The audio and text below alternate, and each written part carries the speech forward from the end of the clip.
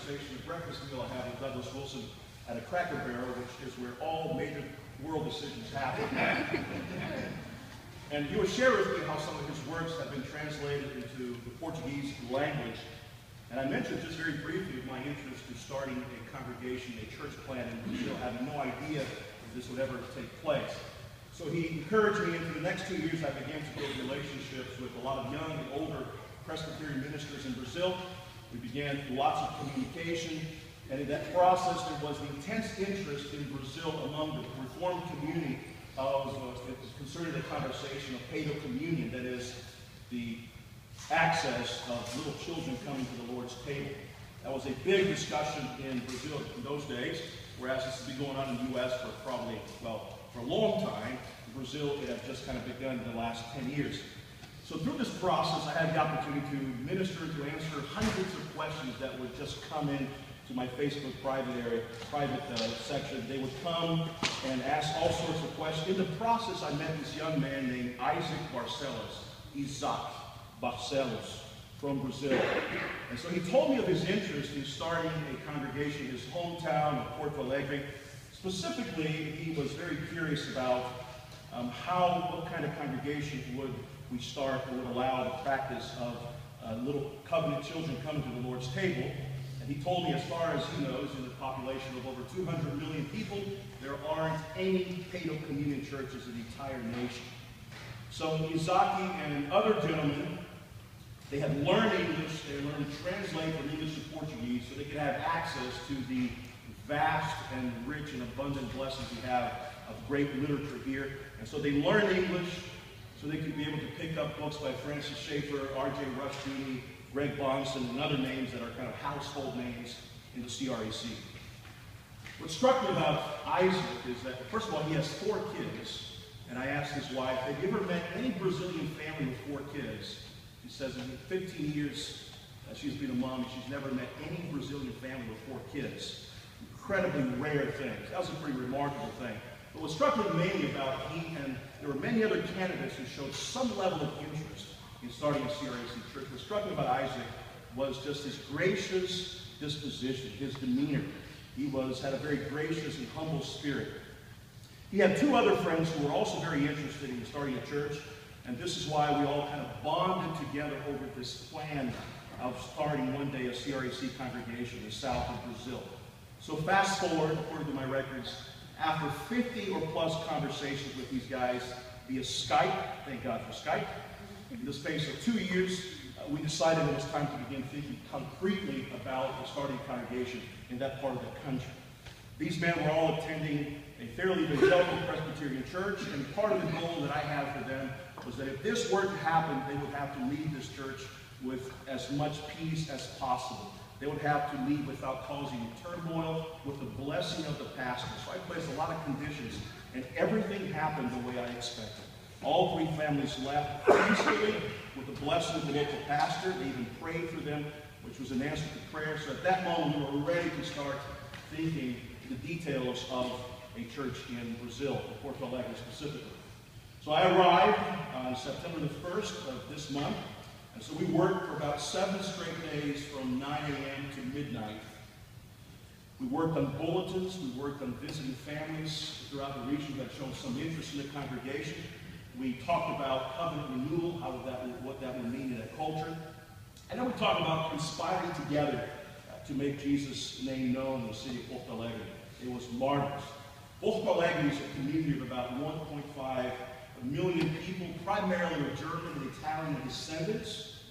So even though the Brazilian population there in south of Brazil is largely Caucasian, one of the beauties of this church plant, which is called Igreja de Cristo, Christ Church, one of the beauties of it is that the 3 men all are very ethnically diverse. One is a Japanese Brazilian, the other is an African Brazilian, the other is a German Brazilian.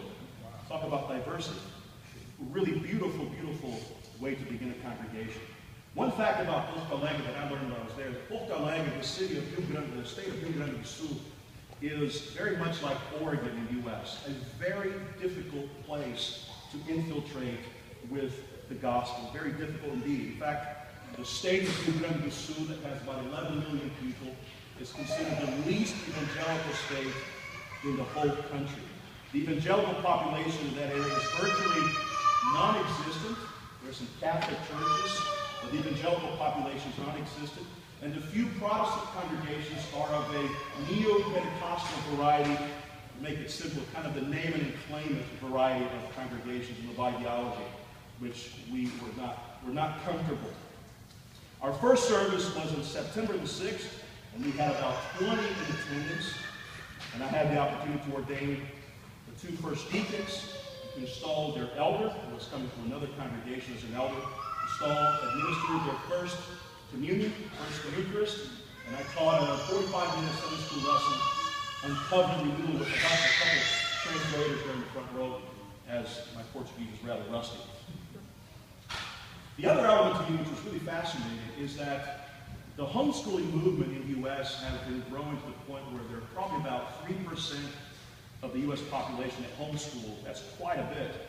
Homeschooling debates began in the 1960s. You probably know the history with R.J. Rushton and all that. The conversation's been going on for almost half a century here in the U.S. But the same debate over the legality of homeschooling has just begun in Brazil in the last 10 years. So while there is, at this point, homeschooling is technically legal, there are a host of politicians that are trying to make it illegal for Brazilian citizens. About 4 years ago, there were 1,000 homeschooling families in Brazil. 200 million people in the country, 1,000 homeschooling families. When I arrived in September, that number had doubled to 2,000 homeschooling families. And these three initial families in this congregation are all committed to homeschooling, all committed to Christian education. Unfortunately, there is a dearth. There is no faithful private Christian education in their area there. So they're all homeschoolers. So these are three homeschooling families out of the 2,000 in the whole nation. And they're all involved in this whole process of making homeschooling not only legal, but acceptable to the mainstream. So what's the goal at this stage of this little congregation?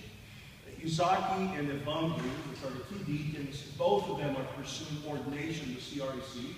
Our general council happens every 3 years in the CREC, which means our next general council will be in 2017, the 500th anniversary of the Reformation. It'll be in Sandestin, so just next door to us, which is wonderful. It'll be in Sandestin. The goal is for these two young men to begin a process of training with our guidance. They already begun that. Both of them have had some seminary training, but have never completed a master's program there.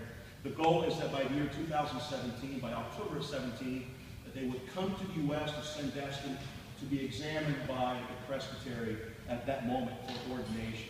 That's the goal at this point. My purpose is to return next year. They're already preparing a conference on the necessity of Christian education.